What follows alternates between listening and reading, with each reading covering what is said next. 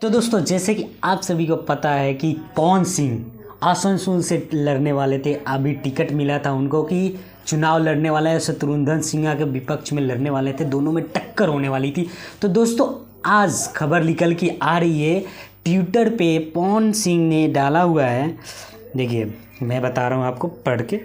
Bharatiya Janata party के शीर्ष नेतृत्व को दिल से आभार प्रकट करता हूँ। पार्टी ने मुझ पर विश्वास करके आसनसोल का उम्मीदवार घोषित किया, लेकिन किसी कारणवश मैं आसनसोल से चुनाव नहीं लड़ पाऊंगा।